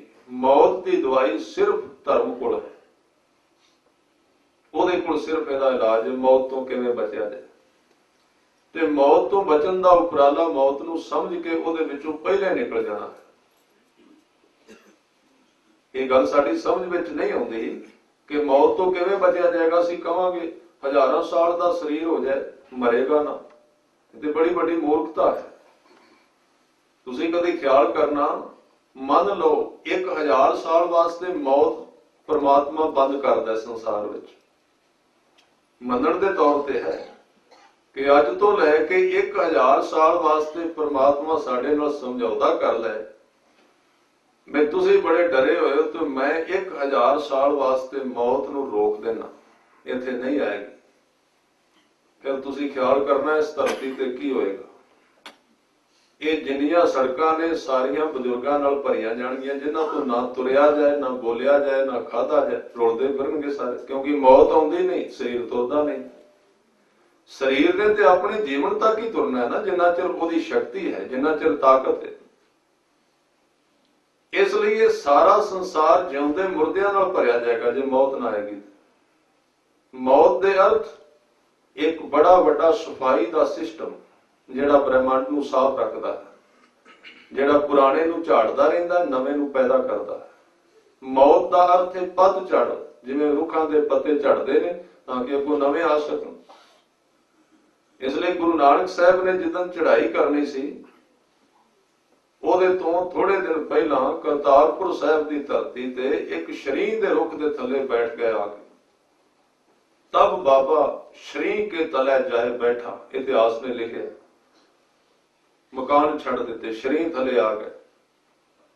ਤੇ ਤੁਸੀਂ ਜਾਣਦੇ ਹੋ ਜਿਹੜਾ ਸ਼ਰੀਂ ਹੈ ਨਾ, ਇਹ ਅੱਜ ਵੀ ਸ਼ਾਇਦ ਸ਼ਹਿਰੀਆਂ ਨੂੰ ਨਾ ਪਤਾ ਹੋਵੇ, ਪਿੰਡਾਂ ਦੇ ਸੱਜਣ ਜਾਣਦੇ ਨੇ।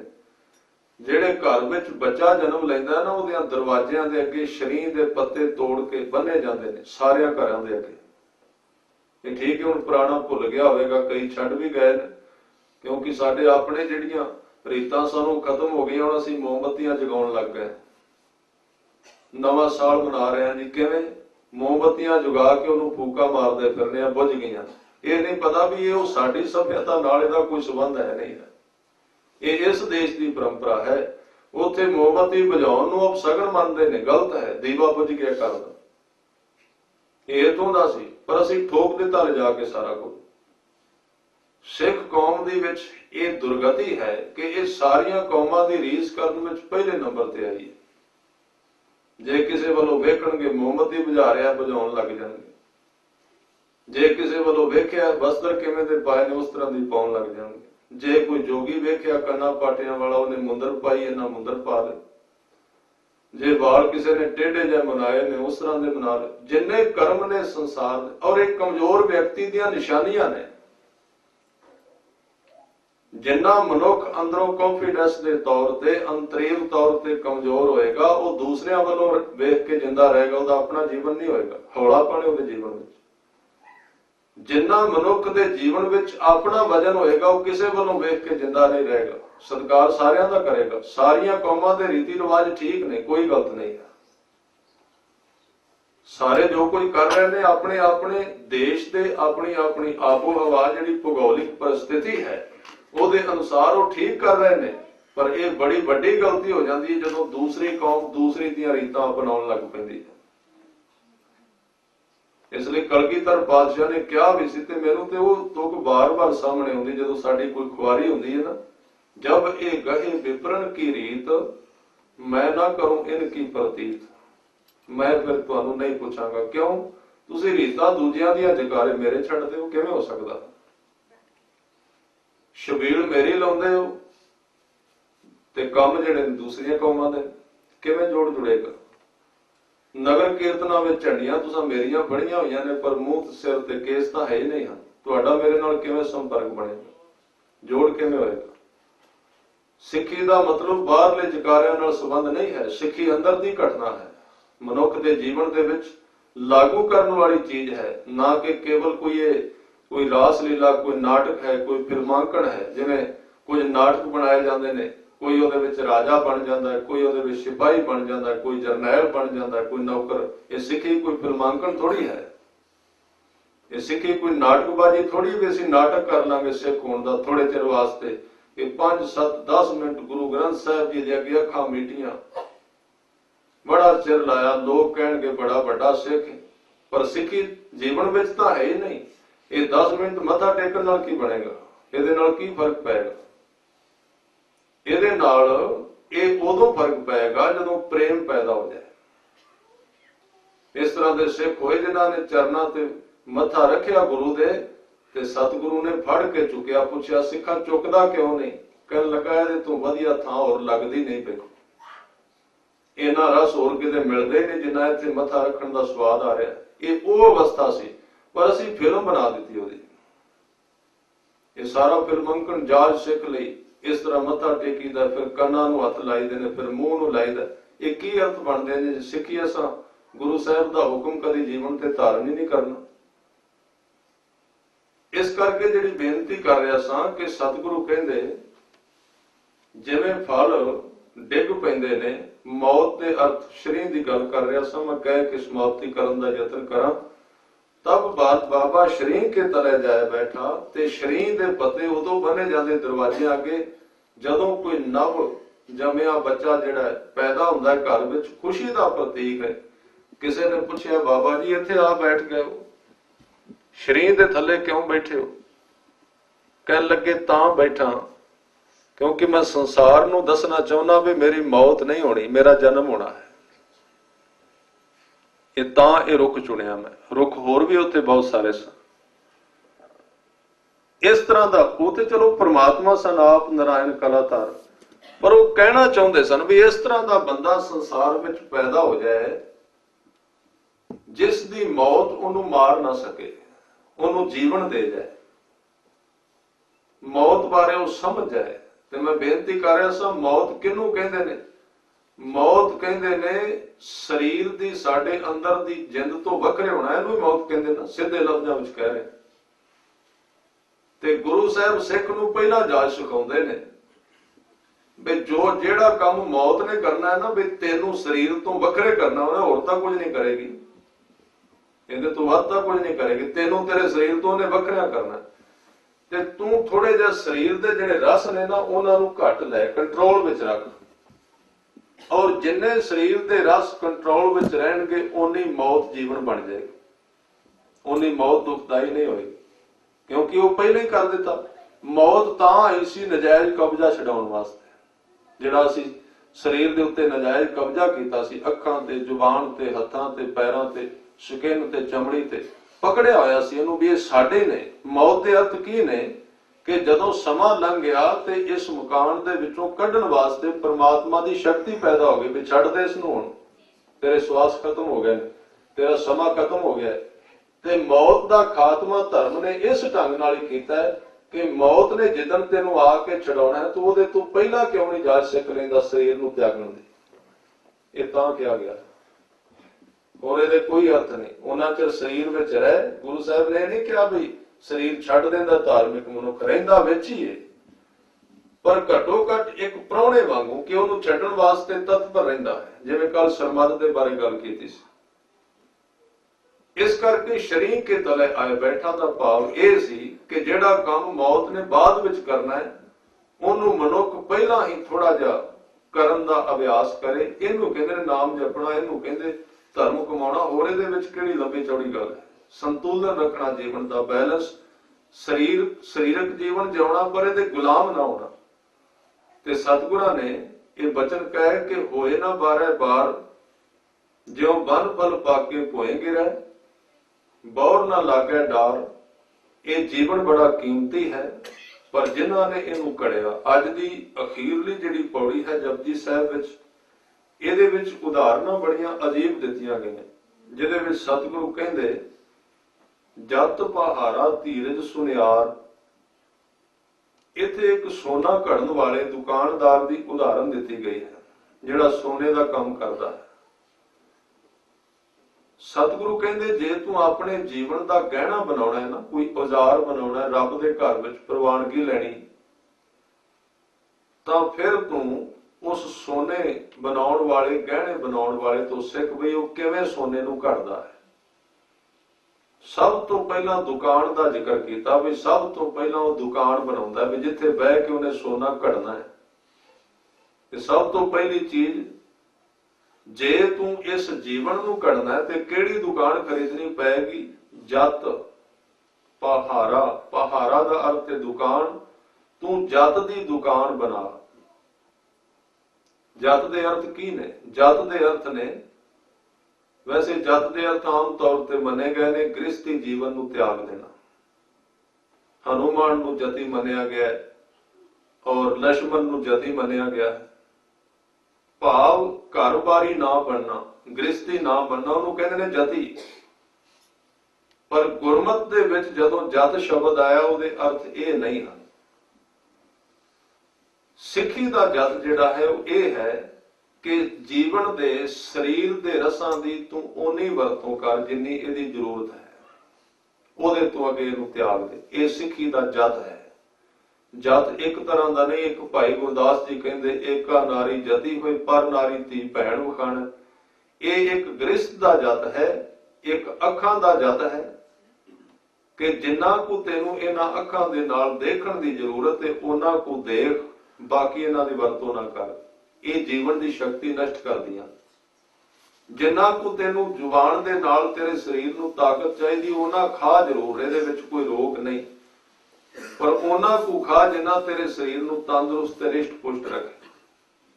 ਇਹ ਵੀ ਇਹ ਮੂੰਹ ਦਾ ਜਤ ਹੈ।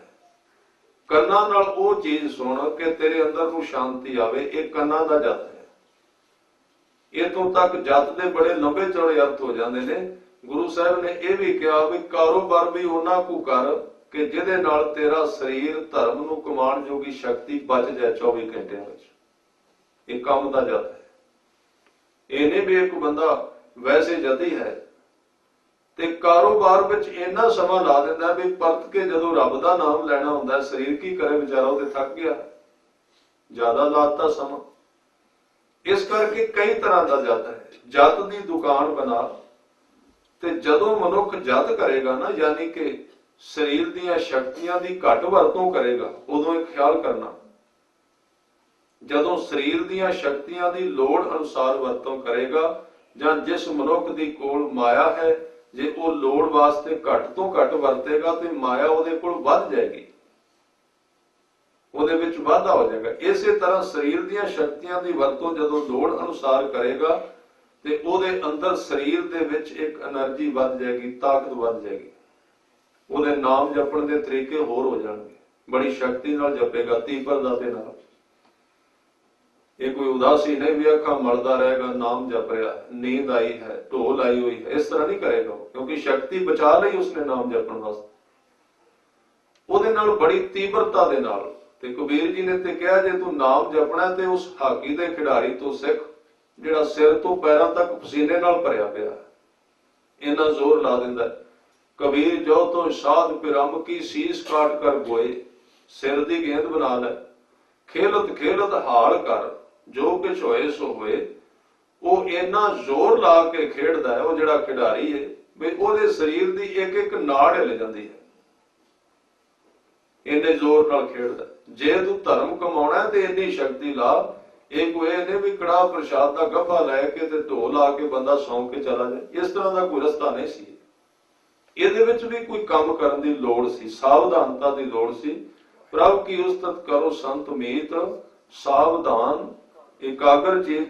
ਇਸ ਲਈ ਜਦੋਂ ਜਤ ਆਏਗਾ ਜੀਵਨ ਦੀਆਂ ਸ਼ਕਤੀਆਂ ਦੀ ਇਕਾਗਰਤਾ ਵਧੇਗੀ ਤਾਂ ਉਸ ਵਕਤ ਇੱਕ ਤਾਕਤ ਪੈਦਾ ਹੋ ਜਾਏਗੀ, ਤੇ ਮਨੁੱਖ ਦੇ ਵਿੱਚ ਜਿਹੜੀ ਤਾਕਤ ਜਦੋਂ ਪੈਦਾ ਹੋ ਜਾਏਗੀ ਨਾ, ਉਹਨੂੰ ਫਿਰ ਜਰਨ ਵਾਸਤੇ ਯਾਨੀ ਕਿ ਉਹਦੀ ਨਾਜਾਇਜ਼ ਵਰਤੋਂ ਨਾ ਹੋ ਜਾਏ। ਅਭਿਆਸੀ ਵਿੱਚ ਜੀਵਨ ਆ ਜਾਂਦਾ ਹੈ। ਜਦੋਂ ਜਪ ਤਪ ਕਰਦਾ ਹੈ, ਕੁਦਰਤੀ ਤੌਰ ਤੇ ਉਹਦੇ ਕਹੇ ਹੋਏ ਬਚਨਾਂ ਦੇ ਵਿੱਚ ਸੱਤਿਆ ਹੁੰਦੀ, ਤਾਕਤ ਹੁੰਦੀ। ਕਈ ਵਾਰੀ ਉਹਦੇ ਬੋਲੇ ਹੋਏ ਬਚਨ ਆਮ ਤੌਰ ਤੇ ਵਰਤਿਆ ਹੋਵੇਗਾ ਘਰਾਂ ਦੇ ਵਿੱਚ, ਕਦੀ ਕਦੀ ਮਹੀਨੇ 2 ਬਾਅਦ ਪੂਰੇ ਹੋ ਜਾਂਦੇ ਨੇ, ਥੋੜਾ ਜਿਹਾ ਸਾਰਿਆਂ ਨੂੰ ਤਜਰਬਾ ਹੋਵੇਗਾ। ਉਹਦੇ ਤੋਂ ਬਚਾਅ ਕਰਨ ਦੀ ਗੱਲ ਕੀਤੀ ਗੁਰੂ ਸਾਹਿਬ ਨੇ, ਵੀ ਹੁਣ ਧੀਰਜ ਰੱਖੀ, ਅੰਦਰ ਥੋੜਾ ਜਿਹਾ ਇਕੱਠਾ ਹੋਇਆ, ਕਿਤੇ 2-4 ਰੁਪਈਏ ਆਏ ਨੇ, ਤੇ ਉਹ ਕਹਾਣੀ ਮਰਾਸੀਆਂ ਵਾਲੀ ਨਾ ਬਣੇ ਵੀ ਦਹੀਂ ਜਮਾਇਆ ਸੀ ਤੇ ਰਾਤ ਨੂੰ ਉੱਠ ਕੇ 3-4 ਵਾਰੀ ਵੇਖਿਆ ਤੇ ਸਵੇਰ ਤੱਕ ਸਾਰੇ ਖਾ ਲਿਆ। ਉਹਨੂੰ ਕਿਤੇ ਦੁੱਧ ਦੇ ਦਿੱਤਾ 2-4 ਕਿਲੋ ਕਿਸੇ, ਉਹਨੇ ਕਿਹਾ ਅੱਜ ਦਹੀਂ ਜਮਾਉਂਦੇ ਆ, ਸਵੇਰੇ ਰਿੜਕਾਂਗੇ, ਲੱਸੀ ਬਣੇਗੀ, ਘਿਓ ਨਿਕਲੇਗਾ, ਕੁਝ ਦਹੀਂ ਖਾਵਾਂਗੇ। ਜਮਾ ਕੇ ਕੋਲ ਹੀ ਲੰਮਾ ਪੈ ਗਿਆ। ਹੁਣ ਦਹੀਂ ਤਾਂ ਕਦੀ ਦੁੱਧ ਹੋਇਆ ਨਹੀਂ ਸੀ ਘਰ ਵਿੱਚ, ਇਸ ਲਈ ਜਦੋਂ ਦਹੀਂ ਜਮਾਇਆ ਤੇ ਰਾਤ ਨੂੰ ਨੀਂਦ ਨਾ ਆਵੇ, ਤਾਕਤ ਮਿਲ ਗਈ ਨਾ, ਸ਼ਕਤੀ ਆ ਗਈ। ਨੀਂਦ ਨਾ ਆਵੇ, ਇੱਕ ਵਾਰੀ 11-12 ਵਜੇ ਉੱਠਿਆ, ਕੱਪੜਾ ਲਾ ਕੇ ਦੇਖਿਆ ਵੀ ਜਮਿਆ ਕਿ ਨਹੀਂ, ਟੈਸਟ ਕਰਦਾ ਕਰਦਾ 1 ਕੌਲੀ ਪੀ ਗਿਆ। ਫਿਰ 2-3 ਵਜੇ ਫਿਰ ਵੇਖਿਆ, 5-6 ਵਜੇ, ਇਹਨੇ ਚਿਰ ਨੂੰ ਉਹਦੀ ਸਮਾਪਤੀ ਹੋ ਗਈ। ਸਵੇਰੇ ਉਹਦੀ ਘਰ ਵਾਲੀ ਗੁਆਂਢੀਆਂ ਤੋਂ ਮਧਾਣੀ ਮੰਗ ਕੇ ਲਿਆਇਓ, ਕਹਿੰਦਾ ਮਧਾਣੀ ਦੀ ਲੋੜ ਹੀ ਨਹੀਂ ਹੈ, ਕਿਉਂਕਿ ਸਭ ਕੁਝ ਸਮਾਪਤ ਹੋ ਚੁੱਕਾ ਹੈ। ਇਸ ਤਰ੍ਹਾਂ ਇਹ ਸ਼ੁਰੂ ਦਾ ਧਰਮ ਕੁਝ ਨਾ ਕੁਝ ਤਾਂ ਅਰਥ ਰੱਖਦਾ ਹੈ, ਇਹਦੇ ਵਿੱਚ ਤਾਕਤ ਆਉਂਦੀ ਹੈ, ਪਰ ਮਨੁੱਖ ਫਿਰ ਜਲਦੀ ਸੰਤ ਪੁਣਾ ਸ਼ੁਰੂ ਕਰ ਦਿੰਦਾ, ਇਸ ਕਰਕੇ ਉਹ ਸਾਰੀ ਖਿਲਰ ਜਾਂਦੀ, ਗਵਾਚ ਜਾਂਦੀ ਹੈ। ਉਹਨੂੰ ਕਹਿੰਦੇ ਸਤਿਗੁਰੂ ਹੁਣ ਤੂੰ ਧੀਰਜ ਕਰ, ਧੀਰਜ ਸੁਨਿਆਰ, ਜੇ ਤੂੰ ਜੀਵਨ ਦਾ ਗਹਿਣਾ ਘੜਨਾ ਹੈ ਤੇ ਹੁਣ ਧੀਰਜ ਬਣਾ, ਯਾਨੀ ਕਿ ਇਸ ਤਰ੍ਹਾਂ ਰਹੋ ਕਿ ਮਤ ਹੁੰਦੀ ਹੋਏ ਇਆਣਾ, ਤਾਣ ਹੁੰਦੇ ਹੋਏ ਨਿਤਾਣਾ, ਅਨਹੋਂਦੇ ਆਪ ਵੰਡਾਏ, ਕੋ ਐਸਾ ਭਗਤ ਸਦਾਏ। ਜਤ ਤੋਂ ਬਾਅਦ ਧੀਰਜ ਚਾਹੀਦਾ ਹੈ, ਔਰ ਫਿਰ ਇਸ ਜੀਵਨ ਦੇ ਜਿਹੜੇ ਗਹਿਣੇ ਨੂੰ ਘੜਨ ਵਾਸਤੇ ਅਹਰਨ ਮਤ, ਅਹਰਨ ਕਹਿੰਦੇ ਨੇ ਉਸ ਲੋਹੇ ਦੇ ਟੁਕੜੇ ਨੂੰ ਜਿਹਦੇ ਉੱਤੇ ਔਜ਼ਾਰ ਘੜੇ ਜਾਂਦੇ ਨੇ। ਅਹਰਨ ਇੱਕ ਲੋਹੇ ਦਾ ਟੁਕੜਾ ਜਿਹੜਾ ਭਾਰਾ ਹੁੰਦਾ ਹੈ ਤੇ ਸਥਿਰ ਹੁੰਦਾ ਹੈ, ਉਹਦੇ ਉੱਤੇ ਭਾਵੇਂ ਕਿੰਨੀਆਂ ਥੌੜੀਆਂ ਵੱਜਣ ਉਹ ਹਿੱਲਦਾ ਨਹੀਂ, ਗੱਡਿਆ ਹੁੰਦਾ ਜ਼ਮੀਨ ਵਿੱਚ। ਇੱਥੇ ਮਤ ਦੇ ਅਰਥ ਨੇ ਵੀ ਗੁਰੂ ਕੇ ਸਿੱਖ ਦੀ ਮਤ ਇੰਨੀ ਸਥਿਰ ਹੋਣੀ ਚਾਹੀਦੀ ਹੈ, ਉਹ ਐਵੇਂ ਨਾ ਡੋਲਦੀ ਰਹੇ। ਉਹ ਅਹਰਨ ਜਿਹੜੀ ਹੈ ਸਾਰਾ ਕੁਝ ਹਿੱਲਦਾ, ਪਰ ਅਹਰਨ ਨਹੀਂ ਹਿੱਲਦੀ, ਉਹ ਖੜੀ ਇੱਕੋ ਥਾਂ ਤੇ। ਜਿਹੜਾ ਗੁਰੂ ਨੇ ਉਪਦੇਸ਼ ਦੇ ਦਿੱਤਾ ਹੈ ਨਾ ਸਿੱਖ ਨੂੰ, ਉਹ ਦੁਨੀਆ ਵਿੱਚ ਭਾਵੇਂ ਕਿੰਨੇ ਉਪਦੇਸ਼ ਸੁਣਦਾ ਰਹੇ, ਪਰ ਉਹ ਉਪਦੇਸ਼ ਤੋਂ ਹਿੱਲੇ ਨਾ, ਉਹਦਾ ਵਿਸ਼ਵਾਸ ਨਾ ਡੋਲੇ। ਦੁਨੀਆ ਦੇ ਉਪਦੇਸ਼ ਸੁਣ ਲੈਣੇ ਚਾਹੀਦੇ ਨੇ, ਪਰ ਉਦੋਂ ਜਦੋਂ ਗੁਰੂ ਦਾ ਉਪਦੇਸ਼ ਅੰਦਰ ਜੰਮ ਜਾਏ, ਖੜਾ ਹੋ ਜਾਏ, ਉਹਦੇ ਤੋਂ ਪਹਿਲਾਂ ਨਹੀਂ, ਇਹਦੇ ਤੇ ਪਾਬੰਦੀ ਹੈ। ਜਿੰਨਾ ਚਿਰ ਸਾਡੇ ਵਿੱਚ ਗੁਰਮਤ ਉਪਦੇਸ਼ ਪਰਪੱਕ ਨਹੀਂ ਹੁੰਦਾ, ਨਾ ਕੋਈ ਹੋਰ ਪੁਸਤਕ ਪੜ੍ਹਨੀ। ਮੈਂ ਨਾਲ ਕਹਿ ਰਿਹਾ, ਪੜ੍ਹਨਾ ਗਲਤ ਨਹੀਂ, ਕਿਸੇ ਮਜਹਬ ਨੂੰ ਪੜ੍ਹ ਲੈਣਾ ਜ਼ਰੂਰ। ਉਪਦੇਸ਼ ਜਿੰਨੇ ਮਰਜ਼ੀ ਸੁਣੇ ਜਾ ਸਕਦੇ ਨੇ, ਉਹਨਾਂ ਤੋਂ ਸਹਾਇਤਾ ਵੀ ਲਈ ਜਾ ਸਕਦੀ। ਕਈ ਮਤ ਨੇ ਦੁਨੀਆ ਵਿੱਚ, ਕਈ ਵਿਗਿਆਨ ਨੇ, ਕਈ ਮੈਡੀਟੇਸ਼ਨ ਸਿਸਟਮ ਨੇ, ਬਹੁਤ ਸਾਰੇ। ਪਰ ਇੱਕ ਗੱਲ ਖਿਆਲ ਰੱਖਣਾ, ਅੰਦਰ ਸਿੱਖੀ ਪਰਪੱਕ ਹੋ ਜਾਏ ਤੇ ਬਾਅਦ ਵਿੱਚ ਸੁਣਨਾ ਤੇ ਬਾਅਦ ਵਿੱਚ ਪੜ੍ਹ ਲੈਣਾ, ਪਹਿਲਾਂ ਇਹਨੂੰ ਪੜ੍ਹਨ ਦਾ ਯਤਨ ਨਾ ਕਰਨਾ, ਕਿਉਂਕਿ ਅੰਦਰ ਡੋਲਦਾ ਰਹੇਗਾ। ਮੈਂ ਬੜੇ ਇਸ ਤਰ੍ਹਾਂ ਦੇ ਜਗਿਆਸੂ ਵੇਖੇ ਨੇ, ਜਿਹੜੇ 10-10 ਸਾਲ ਹੋ ਗਏ ਨੇ ਵਿਚਾਰੇ, ਮਹੀਨਾ ਕੁਝ ਕਰਦੇ ਨੇ, ਮਹੀਨਾ ਉਹਨੇ ਇਹ ਕਿਹਾ ਸੀ, ਉਹਨੇ ਇਹ ਕਿਹਾ ਸੀ, ਹਰ ਮਹੀਨੇ ਬਾਅਦ ਉਹਨਾਂ ਦਾ ਸਿਸਟਮ ਬਦਲ ਜਾਂਦਾ ਹੈ, ਔਰ ਇੰਨੇ ਡਿਸਟਰਬ ਹੋ ਜਾਂਦੇ ਨੇ, ਫਿਰ ਉਹ ਕਹਿੰਦੇ ਨੇ ਇਹਦੇ ਵਿੱਚੋਂ ਨਿਕਲੀਏ ਕਿਵੇਂ, ਕਿਉਂਕਿ ਖਿਆਲ ਹੀ ਇੰਨੇ ਬਦਲੇ ਨੇ। ਇਸ ਕਰਕੇ ਸਿੱਖੀ ਦਾ ਮਾਰਗ ਪਹਿਲਾਂ ਏਕੋ ਹੈ ਭਾਈ, ਏਕੋ ਹੈ ਸਾਹਿਬ ਮੇਰਾ, ਏਕੋ ਹੈ। ਪਹਿਲਾਂ ਇੱਕ ਨੂੰ ਮੰਨ, ਜਦੋਂ ਇੱਕ ਤੇ ਤੇਰਾ ਮਨ ਪਰਪੱਕ ਹੋ ਜਾਏਗਾ, ਫਿਰ ਤੂੰ ਜਿੱਥੇ ਮਰਜ਼ੀ ਚਲਾ ਜਾਏ, ਫਿਰ ਕੋਈ ਚੱਕਰ ਨਹੀਂ। ਪਰ ਜੇ ਸ਼ੁਰੂ ਵਿੱਚ ਤੂੰ ਝਾਤੀ ਮਾਰਨੀ ਸ਼ੁਰੂ ਕਰ ਦਿੱਤੀ ਵੀ ਫਲਾਣੇ ਥਾਂ ਤੇ ਕਿਤੇ 10 ਦਿਨਾਂ ਵਿੱਚ ਸਮਾਧੀ ਮਿਲ ਜਾਏਗੀ, ਉਸ ਥਾਂ ਤੇ ਚਲੇ ਜਾਈਏ, ਇਹ ਫਿਰ ਸਾਰਾ ਕੁਝ ਤਬਦੀਲ ਹੁੰਦਾ ਰਹੇਗਾ ਤੇ ਪ੍ਰਾਪਤੀ ਨਹੀਂ। ਸਤਿਗੁਰੂ ਕਹਿੰਦੇ ਨੇ ਅਹਰਨ ਮਤ, ਮਤ ਨੂੰ ਅਹਰਨ ਵਰਗਾ ਬਣਾ ਜਿਹੜੀ ਹਿੱਲਦੀ ਨਹੀਂ। ਵੇਦ ਹਥਿਆਰ ਤੇ ਜਿਹੜਾ ਹਥੌੜਾ ਹੈ ਉਹ ਵੇਦ ਦਾ ਬਣਾ। ਵੇਦ ਦਾ ਅਰਥ ਹੈ ਗੁਰੂ ਕਾ ਸ਼ਬਦ। ਗੁਰੂ ਕੇ ਸ਼ਬਦ ਦੇ ਹਥੌੜੇ ਦੇ ਨਾਲ ਆਪਣੇ ਜੀਵਨ ਨੂੰ ਘੜਨਾ ਸ਼ੁਰੂ ਕਰ ਦੇ। ਭਉ ਖਲਾ, ਖਲਾ ਦਾ ਅਰਥ ਨੇ ਜਿਹੜੀ ਫੂਕ ਮਾਰਨ ਵਾਲੀ ਫੂਕ ਨਹੀਂ ਹੁੰਦੀ ਹੈ, ਹੁਣ ਅੱਜ ਕੱਲ੍ਹ ਇਹ ਸਾਰਾ ਸਿਸਟਮ ਗਾਇਬ ਹੋ ਗਿਆ ਹੈ, ਚੁੱਧ ਨਹੀਂ ਰਹੀ। ਇਸ ਲਈ ਫੂਕਣੀ ਦਾ ਪਤਾ ਸਿਰਫ ਬਜ਼ੁਰਗ ਮਾਈਆਂ ਨੂੰ ਇੱਕ ਹੀ ਹੁੰਦੀ ਹੈ। ਜਿਸ ਵਕਤ ਅੱਗ ਨਾ ਬਲੇ ਤੇ ਉੱਥੇ ਲੱਕੜਾਂ ਦੇ ਵਿੱਚ ਹਵਾ ਦੇਣ ਵਾਸਤੇ ਇੱਕ ਪਾਈਪ ਹੁੰਦਾ ਛੋਟਾ ਜਿਹਾ, ਪਹਿਲਾਂ ਹੁੰਦਾ ਸੀ ਪਿੰਡਾਂ ਵਿੱਚ, ਉਹਦੇ ਨਾਲ ਫੂਕ ਮਾਰੀ ਜਾਂਦੀ ਸੀ। ਜਦੋਂ ਹਵਾ ਤੇਜ਼ ਹੁੰਦੀ ਸੀ ਤੇ ਫਿਰ ਅੱਗ ਬਲਦੀ ਸੀ। ਸਤਿਗੁਰੂ ਕਹਿੰਦੇ ਜੀਵਨ ਦੀ ਘਾਟ ਕੱਢਣ ਵਾਸਤੇ ਜਿਹੜੀ ਅਗਨੀ ਹੈ ਨਾ, ਉਹ ਗੁਰੂ ਦੇ ਭੈ ਦੀ ਅੱਗ ਬਾਲ, ਫੂਕਣੀ ਬਣਾ, ਉਹਦੇ ਨਾਲ ਫੂਕ ਮਾਰ। ਗੁਰੂ ਦਾ ਭੈ ਬੜਾ ਜ਼ਰੂਰੀ ਹੈ। ਭਉ ਖਨਾ ਅਗਨ ਤਪ ਤਾਓ, ਆਪਣੇ ਜੀਵਨ ਵਿੱਚ ਤਪ ਪੈਦਾ ਕਰ, ਉਹਦੀ ਅਗਨੀ ਬਣਾ, ਜਿਹਦੇ ਨਾਲ ਤੇਰਾ ਇਹ ਜੀਵਨ ਰੂਪੀ ਸੋਨਾ ਪਿਘਲ ਜਾਏ, ਇਹਦਾ ਕੁਝ ਬਣ ਸਕੇ। ਸਿੱਖੀ ਦਾ ਤਪ ਕੀ ਹੈ? ਤਪ ਦੇ ਅਰਥ ਨੇ ਸਰੀਰ ਦੇ ਵਿਰੋਧ ਵਿੱਚ ਖੜੇ ਹੋ ਜਾਣਾ। ਸਰੀਰ ਦੇ ਜਿਹੜੇ ਰਸ ਨੇ ਉਹਨਾਂ ਦਾ ਮੁਕਾਬਲਾ ਕਰਨ ਦੀ ਸਮਰੱਥਾ ਰੱਖਣੀ, ਉਹਦੇ ਗੁਲਾਮ ਨਾ। ਇਹਨੂੰ ਤਪ ਕਹਿੰਦੇ। ਤੁਸੀਂ ਕਦੀ ਕਰਕੇ ਵੇਖ ਲੈਣਾ। ਅੱਖਾਂ ਕੁਝ ਵੇਖਣਾ ਚਾਹੁੰਦੀਆਂ ਨੇ, ਉਹਨਾਂ ਨੂੰ ਬੰਦ ਕਰ ਦਿਓ ਉਸੇ ਵੇਲੇ। ਜਦੋਂ ਤੁਸੀਂ ਬੰਦ ਕਰੋਗੇ ਤੇ ਆ ਸਾਰੇ ਮੱਥੇ ਵਿੱਚ, ਸਰੀਰ ਵਿੱਚ ਇੱਕ ਸੇਕ ਦੌੜ ਜਾਏਗਾ, ਤਾਪ ਬਣੇਗਾ, ਸਰੀਰ ਦੇ ਵਿੱਚ ਵੀ ਸੇਕ ਦੌੜੇਗਾ।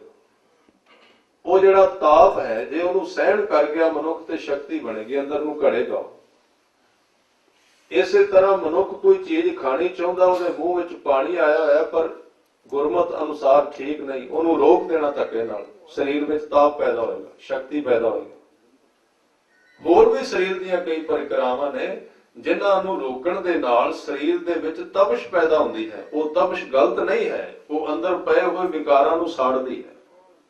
ਜੇ ਮਨੁੱਖ ਨੂੰ ਚੰਗੀ ਤਰ੍ਹਾਂ ਕਰ ਜਾਏ, ਉਸ ਨੂੰ ਸਾਹਿਬ ਨੇ ਕਿਹਾ ਅਗਨ ਤਪ ਤਾਓ, ਭਾਂਡਾ ਪਾਓ। ਹੁਣ ਇਹ ਸਾਰੀਆਂ ਚੀਜ਼ਾਂ ਆ ਗਈਆਂ, ਤਪ ਆ ਗਿਆ, ਜਤ ਆ ਗਿਆ, ਧੀਰਜ ਆ ਗਿਆ, ਮਤ ਆ ਗਈ, ਗੁਰੂ का ਸ਼ਬਦ ਆ ਗਿਆ। ਪਰ ਇੱਕ ਗੱਲ ਜ਼ਰੂਰ ਖਿਆਲ ਵਿੱਚ ਰੱਖਣਾ, ਇਹਨਾਂ ਦੇ ਵਿੱਚ ਪ੍ਰੇਮ ਜ਼ਰੂਰ ਹੋਣਾ ਚਾਹੀਦਾ ਹੈ। ਭਾਂਡਾ ਭਾਓ, ਭਾਓ ਦਾ ਅਰਥ ਹੈ ਪ੍ਰੇਮ। ਜੇ ਪ੍ਰੇਮ ਨਾ ਹੋਇਆ, ਇਹ ਚੀਜ਼ਾਂ ਅਫੈਕਟ ਵੀ ਕਰ ਸਕਦੀਆਂ ਨੇ ਮਨੁੱਖ ਦੀ ਚੇਤਨਾ ਦਾ, ਕਿਉਂਕਿ ਸਾਰੀਆਂ ਖੁਸ਼ਕ ਨੇ। ਇਹਨਾਂ ਵਿੱਚੋਂ ਸਿਰਫ ਇੱਕ ਧੀਰਜ ਔਰ ਇੱਕ ਗੁਰੂ का ਸ਼ਬਦ, ਇਹ ਦੋ ਚੀਜ਼ਾਂ ਨਰਮ ਨੇ, ਦੋ ਚੀਜ਼ਾਂ ਤਰਲ ਨੇ ਸਿਰਫ, ਜਿਨ੍ਹਾਂ ਦੇ ਵਿੱਚ ਥੋੜੀ ਜਿਹੀ ਲਚਕ ਹੈ। ਬਾਕੀ ਜਿਤਨੀਆਂ ਚੀਜ਼ਾਂ ਨੇ ਬੜੀਆਂ ਤੇਜ਼ ਨੇ, ਜਿਵੇਂ ਕੋਈ ਗਰਮ ਦਵਾਈ ਹੁੰਦੀ ਹੈ। ਇਸ ਲਈ ਇਹਨਾਂ ਦੇ ਵਿੱਚ ਪ੍ਰੇਮ ਜ਼ਰੂਰੀ ਰੱਖਣਾ। ਸਿੱਖੀ ਵਿੱਚ ਕੋਈ ਵੀ ਕਰਮ ਕਰਨਾ, ਪ੍ਰੇਮ ਵਿੱਚ ਜ਼ਰੂਰ ਰਹਿਣਾ, ਮਨ ਕ੍ਰੋਧ ਵਿੱਚ ਨਾ ਰਹੇ। ਜਿਵੇਂ ਬੜੇ ਕ੍ਰੋਧ ਵਿੱਚ ਵੀ ਹੁਣ ਪ੍ਰਮਾਤਮਾ ਨੂੰ ਅੱਜ ਮਨਾ ਕੇ ਛੱਡਣਾ, ਮੱਥੇ ਤੇ ਤਿਉੜੀ ਪਈ ਹੋਈ ਹੈ, ਇਹਦੇ ਕ੍ਰੋਧ ਵਿੱਚ ਕਰ ਰਿਹਾ, ਔਰ ਇਹ ਅੰਦਰ ਨੁਕਸਾਨ ਕਰੇਗਾ, ਕਿਉਂਕਿ ਬੜਾ ਬਰੀਕ ਹੈ ਮਨੁੱਖ ਦੀ ਚੇਤਨਾ ਜਿਹੜੀ, ਉਹਦੇ ਵਿੱਚ ਰੋਗ ਵੀ ਪੈਦਾ ਹੋ ਸਕਦੇ ਨੇ। ਇਸ ਲਈ ਜਦੋਂ ਵੀ ਕੋਈ ਧਾਰਮਿਕ ਕਰਮ ਕੀਤਾ ਜਾਏ, ਭਾਵੇਂ ਉਹ ਸੇਵਾ ਹੈ, ਭਾਵੇਂ ਉਹ ਪਾਠ ਕਰਨਾ ਹੈ, ਕੀਰਤਨ ਕਰਨਾ, ਸੁਣਨਾ, ਜੋ ਵੀ ਧਾਰਮਿਕ ਕਰਮ ਹੈ, ਇੱਕ ਗੱਲ ਖਿਆਲ ਵਿੱਚ ਰੱਖਣਾ, ਜਦੋਂ ਵੀ ਉਹ ਕਰਮ ਕਰਨਾ, ਭਾਵੇਂ ਬਨੌਟੀ ਪ੍ਰੇਮੀ ਹੋਵੇ, ਥੋੜੇ ਜਿਹਾ ਭਾਵਨਾ ਵਿੱਚ ਜ਼ਰੂਰ ਰਹਿਣਾ, ਥੋੜਾ ਜਿਹਾ ਅੰਦਰ ਨੂੰ ਨਰਮ ਜ਼ਰੂਰ ਰੱਖਣਾ। ਇਸ ਕਰਕੇ ਭਾਂਡਾ ਪਾਓ, ਅੰਮ੍ਰਿਤ ਤੇ ਢਾਲ, ਫਿਰ ਉਸ ਅੰਮ੍ਰਿਤ ਦੀ ਪਤਾ ਸਮਝ ਆਏਗੀ ਅੰਮ੍ਰਿਤ ਕੀ ਹੈ। ਉਹਦੇ ਵਿੱਚ ਅੰਮ੍ਰਿਤ ਢਲੇਗਾ, ਆਪਣੇ ਆਪ ਪਏਗਾ ਹਿਰਦੇ ਰੂਪੀ ਭਾਂਡੇ ਦੇ ਵਿੱਚ।